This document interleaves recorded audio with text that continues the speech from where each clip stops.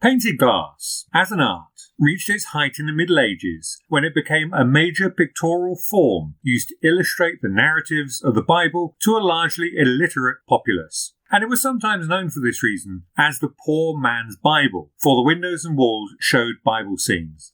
Dr. Arthur Herbert Powell, in his Ancient Borough of Bridgwater of 1907, describes St Mary's Church in the Middle Ages. The Church of St Mary in the 15th century presented a very different appearance from that which it has today. The windows were all filled with painted glass. The walls were richly decorated with the most brilliant and tasteful colouring, and many frescoes were to be seen. The altars themselves were rich in carving, in costly decoration, in tapestries and needlework, in splendid hangings with embroidered work. Before them burned lamps or candles, glimmering softly in the dim light.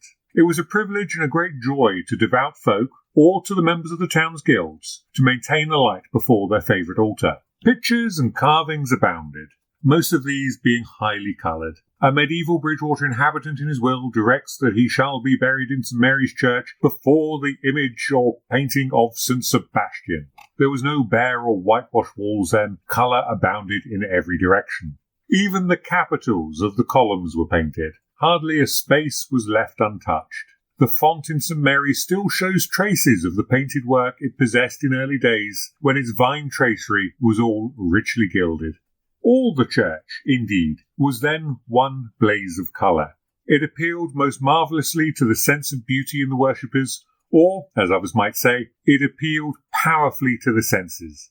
Our parish churches and cathedrals today are very impressive and singularly beautiful. They are only the shells that remain. The brilliant interiors have all disappeared. The stone walls are content to appear in their native sombre hue.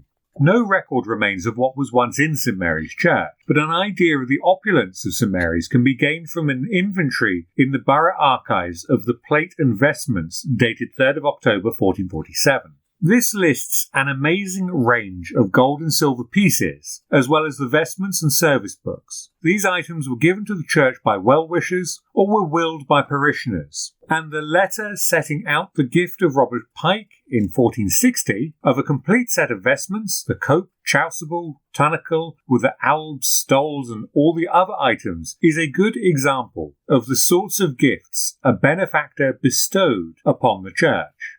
Both these documents give an idea of the colours of the vestments, for they mention blue velvet embroidered with gold leopards' heads, white damask with gold eagles, crimson velvet powdered gold flowers, for example. Other vestments were made of red and green and purple silk, as well as cloth of gold. Some of the walls would have also had painted Bible scenes, and carved detail would have been picked out in colour. The silver and gold ornaments included the cross, chalices and patens, candlesticks, and also a reliquary of St. Stephen. The service books would have been illuminated by hand in this period, and leaves from service books, salvaged from the bindings of the Bridgwater water bailiff's accounts, are now in the archival office in Taunton, and must have come from books once used in St Mary's. All of the silver investments were sold at the time of the Reformation in the 1530s, and nothing of them now remains. It is most likely that Bridgwater's Friary Church and St John's Hospital were both also similarly ornate. St Mary's present Tudor pulpit had traces of colour in the carvings. Before at least the Victorians got to it, unfortunately they scraped it away and stained the wood black. There are colour traces still at least in the medieval bosses in the chancel roof, and some colour may also be traced on the font. During the Reformation in England, which started in the reign of Henry VIII and was urged on by reformers such as Hugh Latimer and Thomas Cranmer, limited official action was taken against religious imagery in churches. King Henry's young son and successor, Edward VI, came to the throne in 1547 and, under Cranmer's guidance, issued injunctions for religious reforms in the same year, and in 1550 went further with an Act of Parliament for the abolition and putting away of diverse books and images. Almost 100 years later, during the English Civil War, further destruction would follow. Bishop Joseph Hall of Norwich describes the events there of 1643, when troops and citizens, encouraged by parliamentary ordinance against superstition and idolatry, behaved thus. Lord, what work was here! What clattering of glasses! What beating down of walls! What tearing up of monuments! What pulling down of seats! What wresting out of irons and brass from the windows! What defacing of arms! What demolishing of curious stonework! What tooting and piping upon organ pipes! And what a hideous triumph in the marketplace before all the country, when all the mangled organ pipes, vestments, both copes and surplices, together with the leaden cross, which had newly been sawn down from the green yard pulpit, and the service books and singing books that could be carried to the fire in the public marketplace, were all heaped together. Similar action is not recorded in Bridgwater, but almost certainly happened. Bridgwater was stormed on the 21st of July, 1645. Sir Thomas Fairfax took Eastover with 600 prisoners, forcing the Royalists to yield the town. A total of 2,000 prisoners, 800 horse and 36 guns were taken. Estimates of the damage varied. Fairfax said that a third of the town had been burned, while a Royalist declared that most of the town had been destroyed by fire, except some houses near the castle. The damage was either ascribed to Colonel Wyndham, the Royalist commander, or to the townsmen, and the mayor, in 1656, asked for help to repair 120 houses destroyed in the town, including the West Gate almshouses. Many of the inhabitants had removed themselves for safety to Wemden. Presumably, St Mary's had been caught up in either the artillery duel between Eastover and the Cornhill, the subsequent fire, or had been sacked by parliamentary soldiers. St Mary's would have been patched up afterwards, but would have remained a preaching box for the next 100 or so years.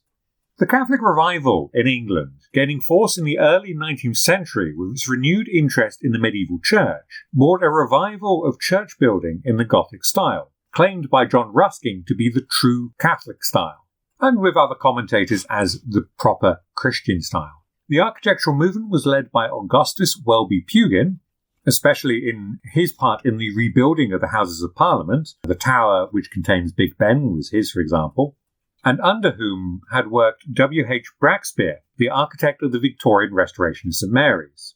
There is no painted glass in St Mary's Church earlier than the mid-19th century. The windows before then would have all been plain glass. So the first post-medieval stained glass windows to be added to St Mary's Church came at the time of the Great Victorian Restoration under the direction of W.H. Braxpear.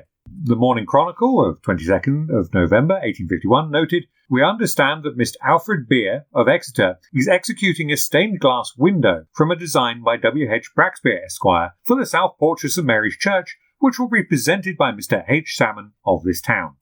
For unknown reasons, this glass window was later stripped out and replaced with the plain glass you see today. The Victorian Albert Museum, which now has Braxpear's papers, says there is no trace of this design. However, we get a glimpse of it through this picture by Robert Gillow of the 1860s. The oldest surviving stained glass windows in St Mary's Church dates to 1852, and this is the Ford Memorial window, which is in the Corporation Chapel. The Dorset County Chronicle of Thursday, 25th of March, 1852, noted, "A large stained window has been put in the south aisle of the church, manufactured and designed by Mr. Alfred Beer of Exeter, being the gift of Mr. Thomas Ford, Esquire, Mayor of the borough." This window contains a series of emblems of Christ's Passion on the cross. Below some devices across the top sections, where there are representations of the borough arms and also those of the donor himself, there are a number of roundels depicting Judas and the 30 pieces of silver, St. Matthew, the winged angel, the letters IHS, Jesus Hominum Salvator, or Jesus Saviour of Man, St. Mark, the winged lion, the cock that crowed, the scourges and the vinegar, and Jesus' shirt from which the soldiers drew lots. Then we have the arms of Bridgwater, followed by the lamb and the flag, i.e. the Angus Day, the Lamb of God. Then Thomas Ford's arms are followed by the nails that secured Christ to the cross, the ladder they used to reach him, tools they used, St. Luke in the form of the winged bull, PI for Boni Iacit, ordered to be placed, St. John with the winged eagle, and finally the cross where Christ was crucified, and the spears with which his side was pierced. The Beer studio in Exeter seems to have started making windows from at least 1842. They carried out a number of windows for clients in both Devon and Somerset, much driven by the demands of the Gothic revival. The founder of the company was Robert Beer, who had died in 1850, so this window would have been carried out by his son Alfred. We have to wait 23 years before the next windows are installed in St Mary's Church, and these were installed in what is now St George's Chapel for the members of the Seeley family. Before this part of the church was converted into a war memorial after the First World War, this part of the church had essentially been a family mausoleum for members of the extended Seeley family. They had been in Bridgwater for centuries and were important landowners. These windows were made by Clayton and Bell, one of the most prolific and proficient English workshops of painted glass during the later half of the 19th century and early 20th century. And 4 of their windows are in St Mary's. These 2 Seeley windows in St George's Chapel, along with a ploughman window. There's also the good window in the chancel. The company was founded in 1855 and continued all the way to 1993.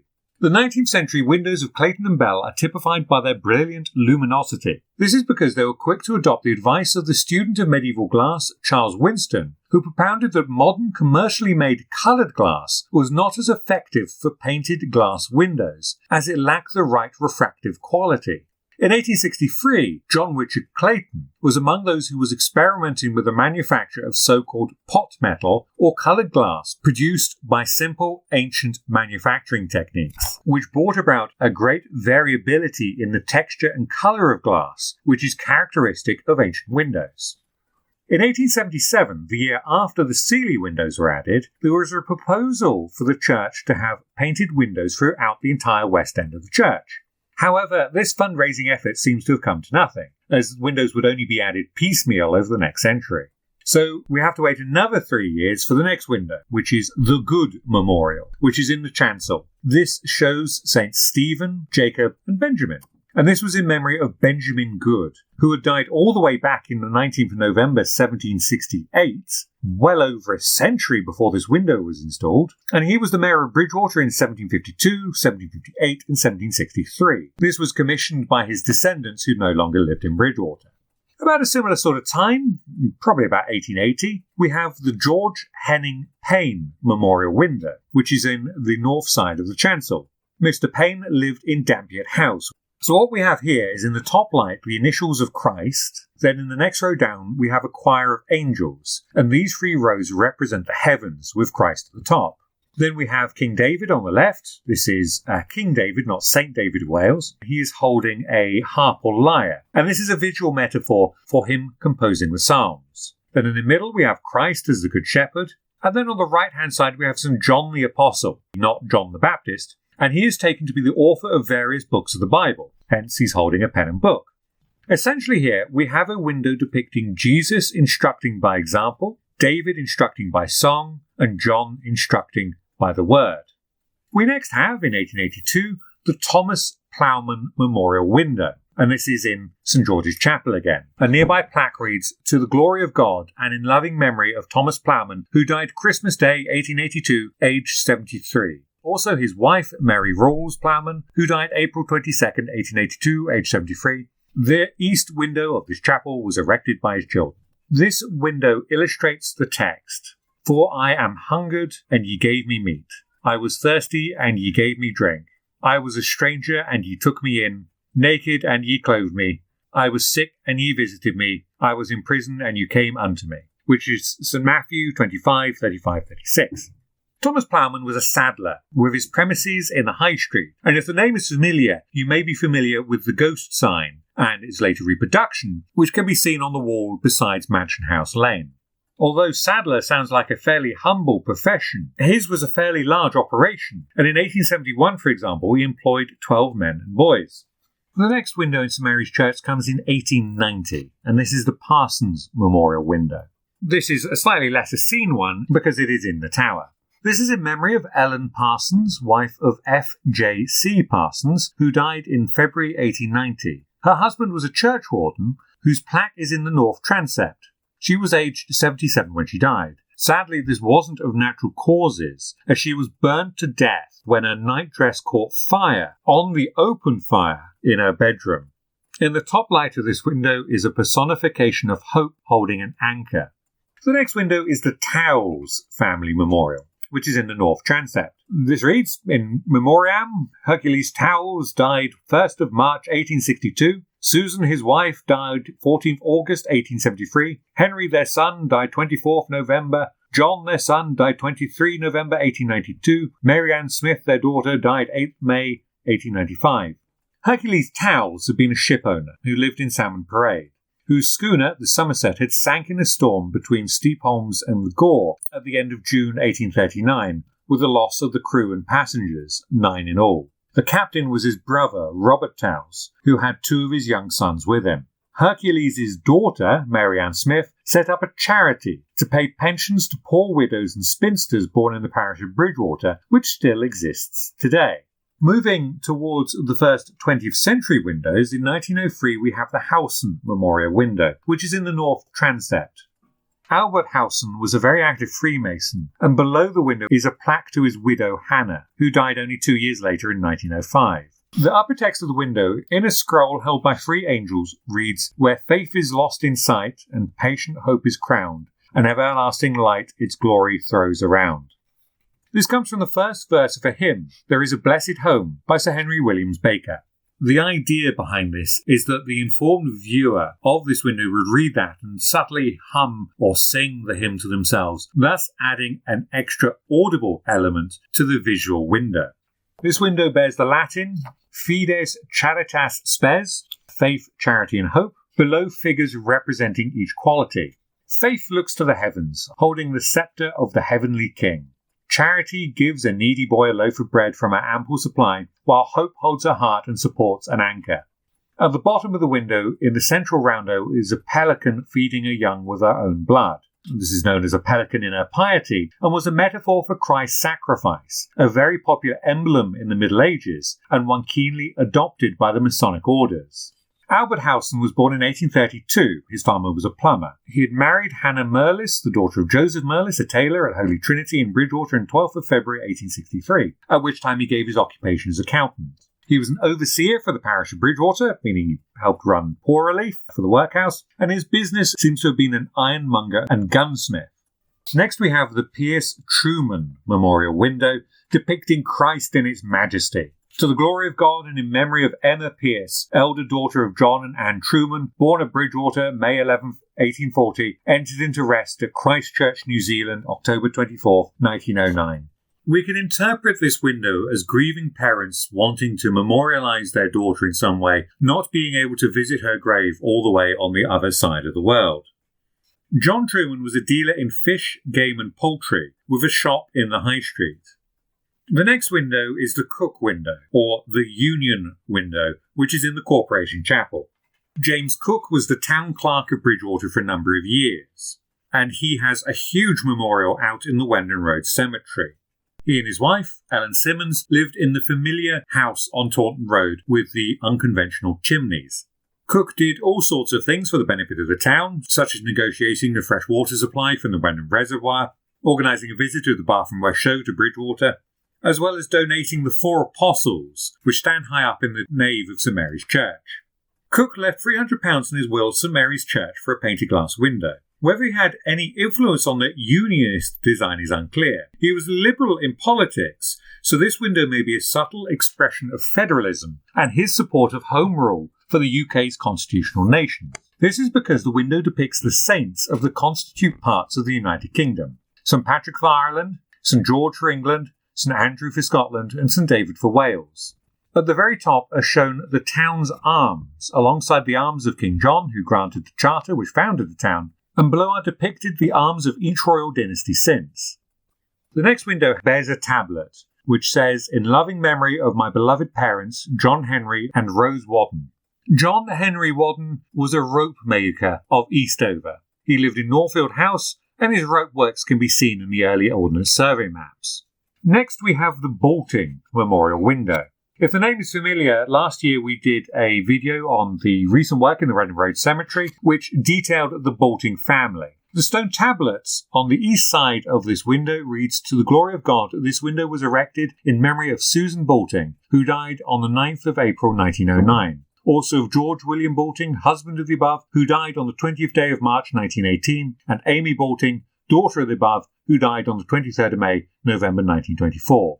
George William Balting was a solicitor, and quite a prosperous one, while his wife was a dressmaker. They lived in Malden House near York Buildings.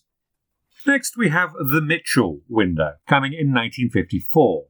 The bottom left panel reads, "To the glory of God, in memory of P. T. Price Mitchell, priest, the gift of this window." and this shows Christ's love of humanity and of nature. Mitchell was born in 1867 and he was made a deacon in 1890 and ordained priest in 1891. After holding several curacies, he was made vicar of North Peverton in 1894, where he remained until his retirement in 1916. He died at his residence, Huntworth House, near Bridgwater, in November 1945, aged 78. He was a member, almost since its inception in 1896, of Bridgwater Rural District Council. He was chairman of the Board of Guardians, and he also represented North Peverton at the Somerset County Council. He was also president of the Bridgwater and District General Hospital. In the First World War, he was a chaplain in the army. In the Second World War, he was Bridgwater Area Commandant of the Somerset Special Constabulary. So all in all, he was quite an important local dignitary. However, he had no known links to St Mary's Church itself, so this window is most likely placed here to commemorate his civic activities in the area. So this has been a brief overview of the history of stained glass in St Mary's Church, and also details on the surviving windows. There are still 9 windows in the church with plain glass, so in theory there's still room for more painted glass to be added in the future.